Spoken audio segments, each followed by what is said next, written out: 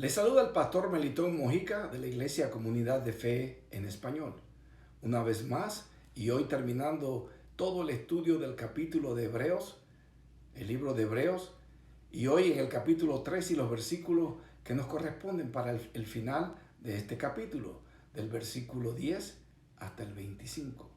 Anteriormente en el capítulo 13, 4, 9, analizamos cuál debería ser nuestro comportamiento con respecto a la ética cristiana, pureza sexual versus ser codiciosos y permanecer firmes en nuestra fe, incluyendo aferrarnos a la sana doctrina de la palabra del Señor. La persona de fe nunca será limitada a sus propios recursos para sostener la vida o para enfrentar dificultades. Siempre contará con los recursos infinitos de Dios. ¿Cómo no estar contentos? Al terminar nuestro estudio de Hebreos, este último estudio también trata sobre nuestro comportamiento con respecto a la pureza sexual y la firmeza en nuestra fe, que incluye aferrarse a la sana doctrina y no al legalismo. Bueno es buscar la ayuda y el crecimiento espiritual que hace falta en la gracia de Dios. El mismo principio se puede aplicar a todo tipo de acción física que pretende ofrecer crecimiento espiritual como, por ejemplo, ayunos, cruzadas, retiros. Estas actividades pueden ayudar a concentrar los pensamientos y prepararnos para recibir la gracia de Dios. Pero solamente la relación personal y espiritual con Dios por medio de nuestro Señor Jesús es la fuente de provecho espiritual. Como nos dice, yo soy el camino, yo soy la verdad y yo soy la vida. Nadie vendrá al Padre si no es por Jesús. El cristianismo, en efecto, tiene el único sacrificio verdadero y eficaz, porque es espiritual y eterno. No es visible ni se puede comer, porque se efectuó en la dimensión eterna, espiritual y celestial. Hebreos capítulo 13, versículo 10 al 12 que nos dice, nosotros tenemos un altar del cual no tienen derecho a comer los que sirven en el tabernáculo, porque los cuerpos de aquellos animales cuya sangre es llevada al santuario por el sumo sacerdote como ofrenda por el pecado, son quemados fuera del campamento. Por lo cual, también Jesús, para santificar al pueblo mediante su propia sangre, padeció fuera de la puerta. La congregación a la cual se escribe el libro y la carta de Hebreos se desviaban de la verdad eterna acerca de lo que habían conocido de nuestro Señor Jesucristo. Seguían doctrinas variables y ajenas a la esencia del cristianismo.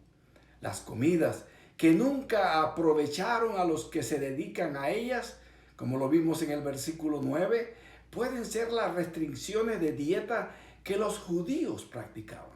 Afirma que ninguna comida puede fortalecer el corazón, el centro de la vida, de donde se originan los pensamientos y las acciones.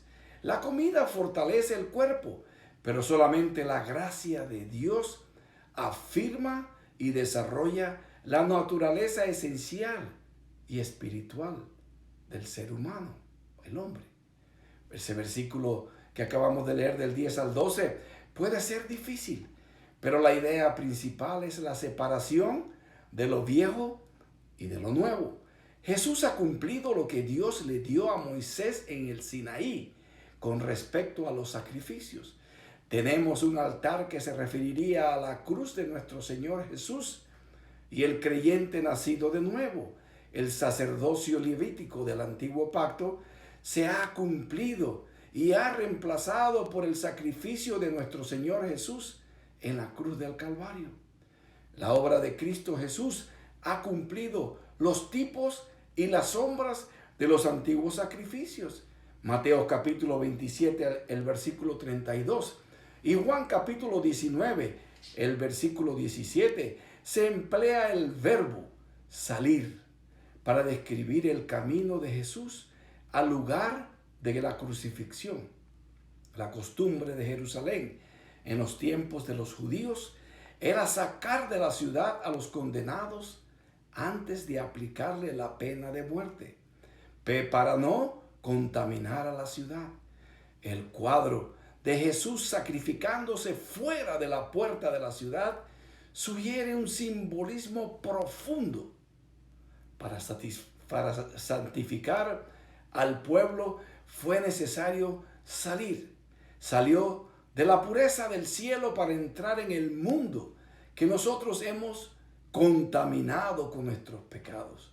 Salió de la sociedad de los judíos porque ellos rechazaron la verdad que él predicaba y se aferraron a los pecados que él condenaba. Lo viejo se ha cumplido y dejado de lado. El nuevo pacto ha llegado. Gloria a Dios por el nuevo pacto en nuestro Señor Jesús. Nuestra aplicación es que el creyente debe estar fuera del campamento. Ya el mundo no es parte de sus estándares y prácticas. Segunda de Corintios, capítulo 6, versículo 17 al 18 nos dice: sal de en medio de ellos y apártense, dice el Señor, y no toquen lo que es inmundo, y los recibiré. Yo seré un padre para ustedes, y ustedes serán hijos e hijas para mí, dice el Señor Todopoderoso. Sin embargo, el resultado de este sacrificio angustioso de nuestro Señor fue la salvación de su pueblo y el pueblo que confía en Cristo Jesús. Como en Levíticos capítulo 16, la sangre de la víctima expió de manera simbólica los pecados del pueblo. Así, la propia sangre de nuestro Señor Jesucristo purifica de manera genuina a los que vienen a Él. Hebreos ahora capítulo 13, versículo 14 al 15, que nos dice: porque no tenemos aquí una ciudad permanente, sino que buscamos la que está por venir. Por tanto, ofrezcamos continuamente mediante Él sacrificio de alabanza a Dios, es decir, el fruto de labios que confiesan o alaban su nombre. Estos versículos del 13 al 14, en los tiempos de Moisés, Israel salió de Egipto para recibir la salvación que Dios ofrecía. Ahora, en la era de la redención por Cristo, les es necesario a los hebreos salir del sistema que Dios promulgó por Moisés para recibir la nueva revelación. El punto es simplemente que el cristiano esté dispuesto a salir de este sistema mundial. Al hacerlo, estamos dispuestos a soportar la vergüenza y el reproche que Jesús también soportó mientras era rechazado por los hombres. Moisés es un buen ejemplo de esto.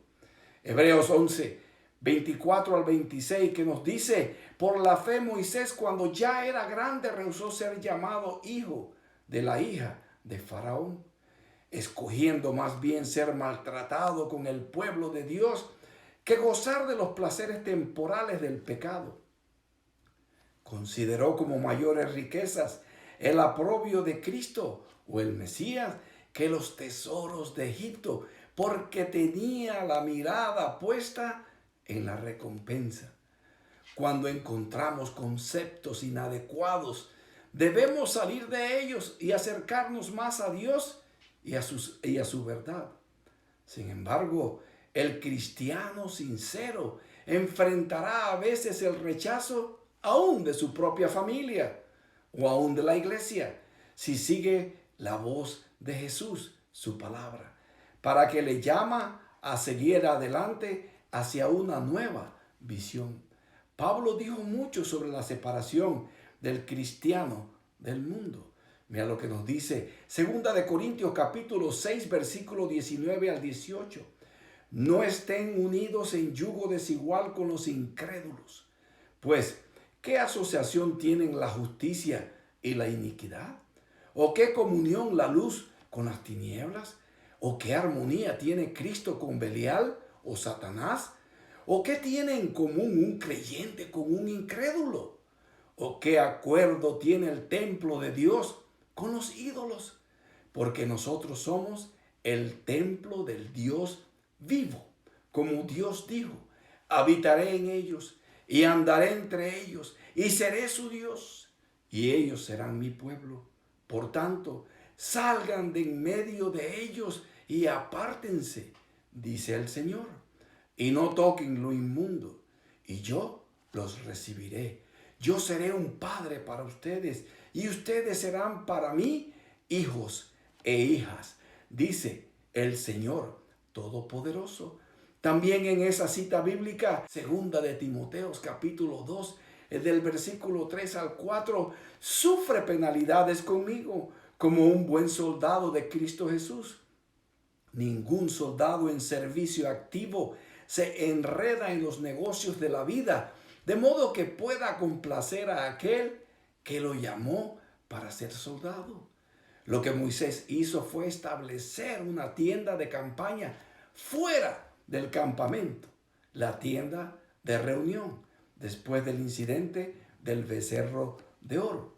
Así como nos dice Éxodo capítulo 33 y el versículo 7, Moisés acostumbraba a tomar la tienda y la levantaba fuera del campamento a buena distancia de éste, y la llamó la tienda de reunión. Y sucedía que todo el que buscaba al Señor salía a la tienda de reunión que estaba fuera del campamento. Cuando Moisés entraba en esta tienda, la columna de nube descendía y se paraba a la entrada de la tienda, y el Señor hablaba con Moisés, como lo vimos en Éxodo capítulo 33, versículo 9, para los que toman notas. Aquí está el punto. Aquellos que pudieron acercarse a Dios tuvieron que salir del campamento, porque Israel en su mayor parte se puso del lado del mundo y rechazó el señorío de Dios.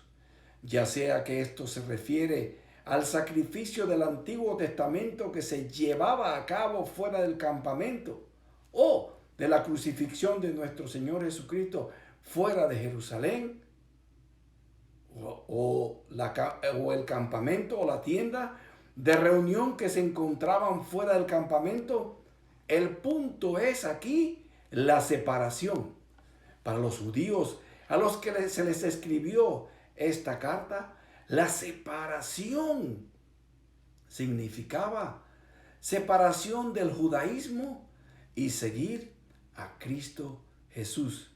No ha cambiado esa metodología para nosotros tampoco. Hoy en día, Dios ya no estaba en el campamento. No estaba más en el campamento del judaísmo. Las ceremonias, tradiciones, regulaciones del judaísmo ahora ya no son válidas para servir a Jehová. Dios ahora hace su obra fuera del campamento del judaísmo. Esto se ve claramente cuando Jesús murió en la cruz del Calvario. El velo del templo se rasgó de arriba a abajo, ¿verdad? El altar, los sacrificios y los rituales dejaron de ser parte del programa de Dios. Estos se habían convertido en la religión del hombre. Lo nuevo había llegado, y esa es la persona y la obra de nuestro Señor Jesús. Dios había echado a un lado estos rituales, los tipos y sombras habiendo sido reemplazados por nuestro Señor Jesús, el sacrificio verdadero y eterno. El judío que puso su fe en Cristo Jesús debía separarse de estas tradiciones. Esta separación se aplica también a nosotros los creyentes gentiles. Debemos, hermanos, estar separados del mundo, y esto puede ser costoso. lo que leímos en 2 Corintios capítulo 6, 14, 18.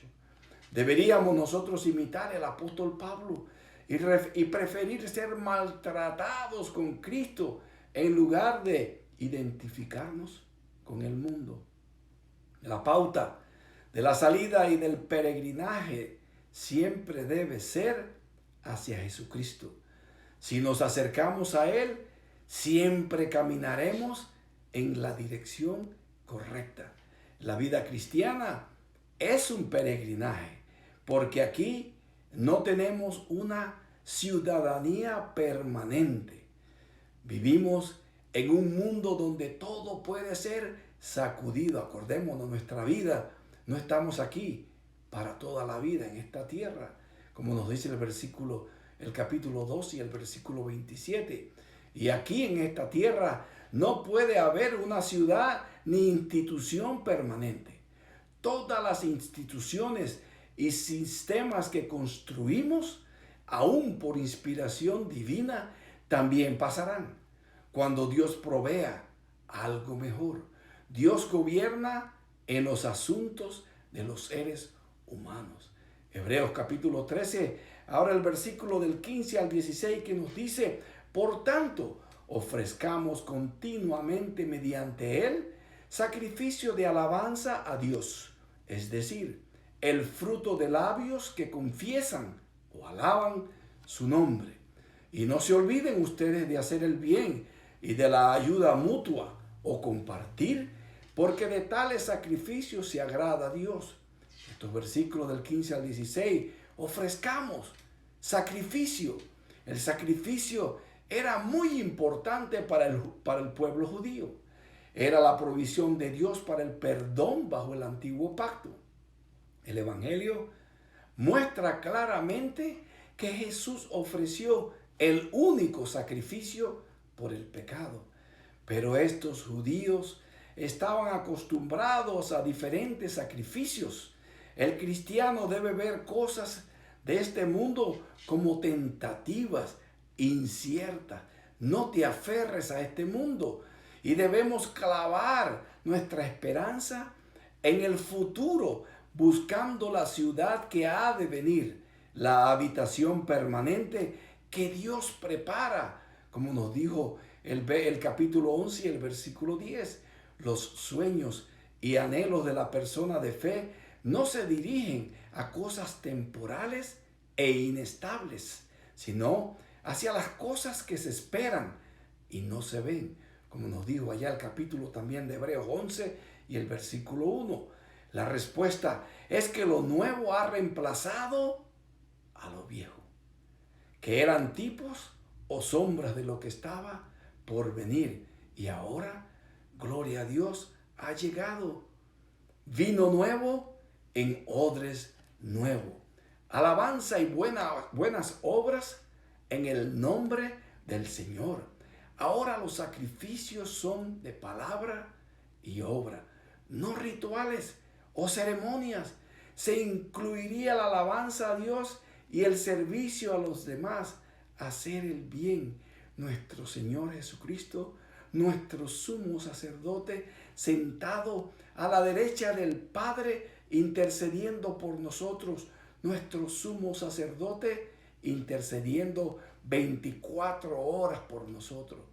Mira lo que nos dice el Salmo 7 y el versículo 17. Daré gracias al Señor conforme a su justicia y cantaré alabanzas al nombre del Señor, el Altísimo.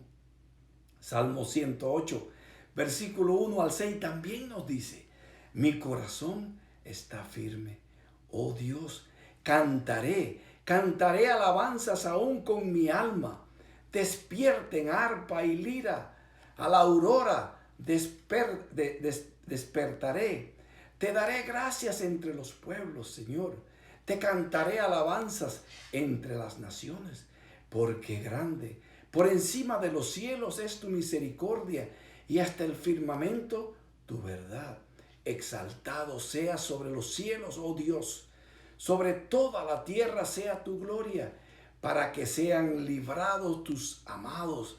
Salva con tu diestra y respóndeme. Es interesante cuando leemos estos salmos. Los últimos 5 salmos comienzan con alabado sea el Señor. En hebreo, que quiere decir aleluya. Un sacrificio que nuestro Dios desea es el fruto de nuestros labios que lo alaben. Primera de Tesalonicenses capítulo 5, versículo del 16 al 18 que nos dice: estén siempre gozosos, oren sin cesar, den gracias en todo, porque esta es la voluntad de Dios para ustedes en Cristo Jesús. Darle gracias a Dios por todo y en todo. De hecho, el apóstol Juan nos dio esta advertencia: el que no ama a su hermano, ¿a quién ha visto? No puede amar a Dios, ¿a quién no ha visto? Primera de Juan, capítulos 4:20, lo miramos en el estudio anterior. Nuestro elogio de Dios debe estar acompañado de hacer el bien y compartiéndolo. El bien con otros hermanos, versículo 16. Además, nuestro sacrificio de alabanza se debe ofrecer continuamente, como dice el versículo ahí en Hebreos 13, el capítulo 13 y el versículo 15. Mira lo que nos dice Santiago, capítulo 1 y el versículo 27. La religión pura y sin mancha delante de nuestro Dios y Padre es esta: visitar a los huérfanos y a las viudas en sus aflicciones y guardarse sin mancha del mundo. Primera de Juan capítulo 3 del 18 al 19. Hijitos, no amemos de palabra o con la lengua, sino con la verdad. Sabremos por esto que somos de la verdad y aseguraremos nuestro corazón ante Él. Qué precioso versículo. Hebreos 13, ahora el versículo 17. Obedezcan a sus pastores o guías y sujétense a ellos, porque ellos velan por sus almas, como quienes han de dar cuenta. Permítanles que lo hagan con alegría y no quejándose, porque eso no sería provechoso para ustedes. Ese versículo nos exhorta a la sumisión. La sumisión obvia en nuestro texto se da a los ancianos y líderes de la iglesia. El gobierno de Dios en su iglesia debe verse en la obra de los ancianos de la iglesia. Podríamos decir que la sumisión a los líderes es piadosa, ¿verdad? Y es una sumisión también a nuestro Dios Todopoderoso. Este versículo 17 tiene aquí, enumera ciertos puntos. Les voy a dar 5. Número 1, se basa en el principio de uno que sirve a Dios y a los miembros de la iglesia. Número 2, se basa en una autoridad que se gana por el servicio y la humildad. Número 3, se basa en una preocupación verdadera por la condición espiritual de los miembros de la iglesia. Número 4, se basa en el ejemplo de abnegación y perseverancia en la obra de nuestro Señor Jesucristo. Se basa en un servicio caracterizado por alegría y sin quejas, el punto 5. Algunos dirían, pero solo me someto a Jesús. Ese día seguramente, hermano, vendrá cuando Cristo regrese. Pero desde Adán hasta ahora, la sumisión al liderazgo espiritual es sumisión también a Dios. Hechos capítulo 14, versículos 19 al 23, que nos dice allá el contexto de Pablo y Bernabé, nos dice: pero vinieron algunos judíos de Antioquía y de Iconio, y habiendo persuadido a la multitud, apedrearon a Pablo y lo arrestaron fuera de la ciudad, pensando que estaba muerto. Pero mientras los discípulos lo rodeaban, él se levantó y entró en la ciudad. Al día siguiente Pablo partió con Bernabé a Derbe, después de anunciar el evangelio a aquella ciudad y de hacer muchos discípulos. Volvieron a Listra, a Iconio y a Antioquía, fortaleciendo los ánimos, las almas de los discípulos, exhortándolos a que perseveraran en la fe y diciendo, es necesario que a través de muchas tribulaciones entremos en el reino de Dios. Después que les designaron ancianos en cada iglesia, habiendo orado con ayunos, los encomendaron al Señor en quien habían creído. Tito, capítulo 1, versículos 5 al 9. Escuchemos bien claro esto. Por esta causa te dejé en Creta, para que pusieras en orden lo que queda, y designaras ancianos en cada ciudad como te mandé. Lo designarás si el anciano es irreprensible, marido de una sola mujer, que tenga hijos creyentes, no acusados de disolución ni de rebeldía, porque el obispo, el supervisor, el pastor, el guía, debe ser irreprensible como administrador de Dios, no obstinado, no iracundo, no dado a la bebida, no pendenciero, no amante de ganancias deshonestas. Antes bien, debe ser hospitalario, amante de lo bueno, prudente, justo, santo, dueño de sí mismo. Debe retener la palabra fiel que es conforme a la enseñanza, para que sea capaz también de exhortar con sana doctrina y refutar a los que contradicen. Hermanos, por sus frutos los conoceremos. Aquí está la descripción de un guía espiritual. La responsabilidad de pastorear la iglesia de Dios es un asunto sumamente importante y delicado. Primera de Pedro, capítulo 5, ahora, del versículo 1 al 5, nos dice, por tanto a los ancianos entre ustedes, exhorto yo, anciano como ellos y testigo de los padecimientos de Cristo, y también participante de la gloria que ha de ser revelada. Pastoreen el rebaño de Dios entre ustedes, velando por él, no por obligación, sino voluntariamente como quiere Dios, no por la avaricia del dinero, no por ganancias deshonestas, sino con sincero deseo. Tampoco como teniendo señorío sobre los que le han sido confiados, sino demostrando ser o convirtiéndose en ejemplos del rebaño.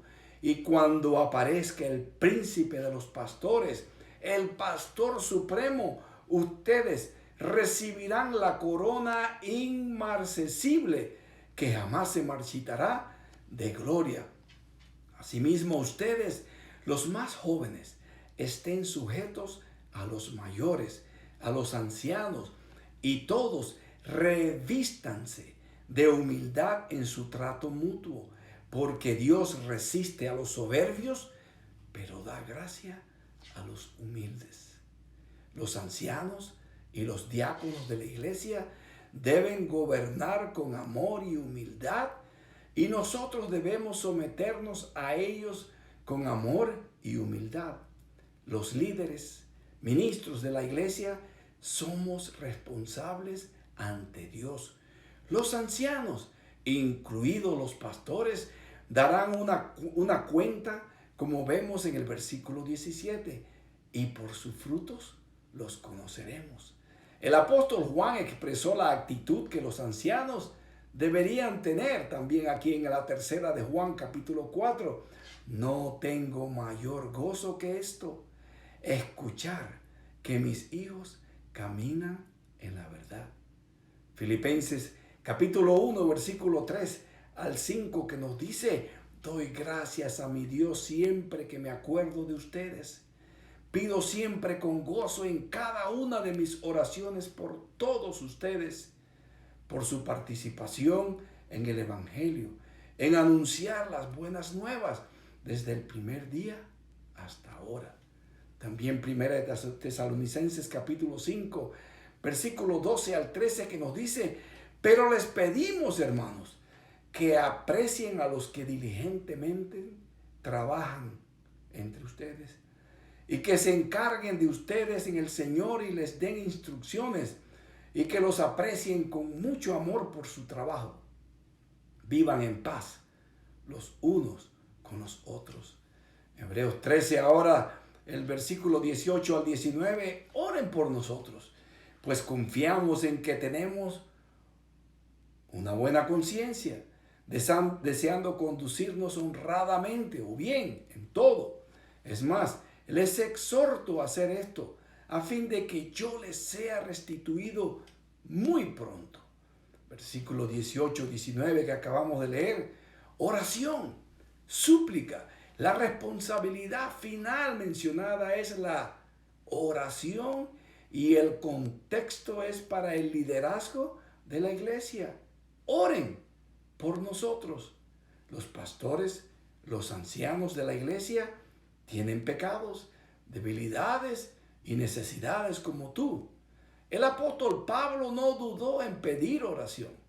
Efesios capítulo 6, versículo 19 nos dice: oren también por mí, para que me sea dada palabra al abrir mi boca, a fin de dar a conocer sin temor el misterio del Evangelio.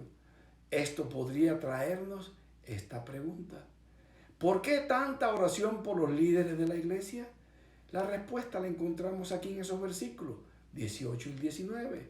El escritor de Hebreos ciertamente tenía derecho a las oraciones de la gente, pero también tenía necesidad de sus oraciones. Como nos dice el versículo 19, él quería que Dios abriera puertas para que él volviera con estos hermanos y hermanas. Ya casi concluyendo, como nos dice todos estos versículos de Hebreo, Dios es soberano, pero la oración hace posible las cosas imposibles. Jesús lo dijo mejor: con Dios todo es posible. Mateo capítulo 19 y el versículo 16. Pero míralo cómo nos lo describe aquí Romanos capítulo 15, del versículo 30 y el 31. Ahora los exhorto, hermanos, por nuestro Señor Jesucristo y por el amor del Espíritu, a que luchen junto a mí en sus oraciones a Dios por mí, para que pueda ser rescatado de los desobedientes que están en Judea, y que mi servicio por Jerusalén pueda resultar aceptable para los santos, para que pueda venir a ustedes con alegría por la voluntad de Dios y encontrar un descanso refrescante en tu compañía. Versículos 20, versículo ahora 20 al 25, que nos dice: y el Dios de paz, que resucitó de entre los muertos a Jesús nuestro Señor, el gran pastor de las ovejas, mediante la sangre del pacto eterno, los haga aptos en toda obra buena para hacer su voluntad, obrando Él en nosotros lo que es agradable delante de Él mediante Jesucristo, a quien sea la gloria por los siglos de los siglos. Amén. Les ruego, hermanos, que soporten la palabra de exhortación, pues le he escrito brevemente. Sepan que nuestro hermano Timoteo ha sido puesto en libertad, con el cual, si viene pronto, he de verlos. Saluden a todos sus pastores, sus guías, y a todos los santos. Los de Italia los saludan. La gracia sea con todos ustedes. Amén. Dios nos da su ética y nos da el poder de vivirla. Ordena lo que quieras y da lo que mandas, como vimos, como lo dijo Agustín allá en el 430 después de Jesucristo. Segunda de Corintios capítulo 3, versículos del 4 al 5. Tal confianza que tenemos por medio de Cristo hacia Dios no es que seamos adecuados en nosotros mismos para considerar que algo proviene de nosotros mismos, sino que nuestra adecuación es de Dios, quien también nos hizo adecuados como servidores de un nuevo pacto, no de la letra, sino del Espíritu, porque la letra mata, pero el Espíritu da vida. El concepto de la santidad incluye que la pureza moral y la santidad se logren solamente en nuestro Señor Jesucristo. La idea de la santidad como el requisito esencial para entrar a la presencia de Dios es un énfasis especial de Hebreos. Dios siempre ofrece su gracia, pero algunos, por su propia decisión, no la alcanzan. Sin santidad, nadie verá al Padre.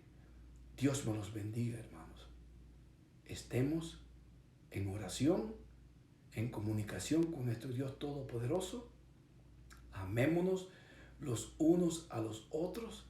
Oremos los unos a los otros. Dios me los bendiga. Hasta el próximo estudio.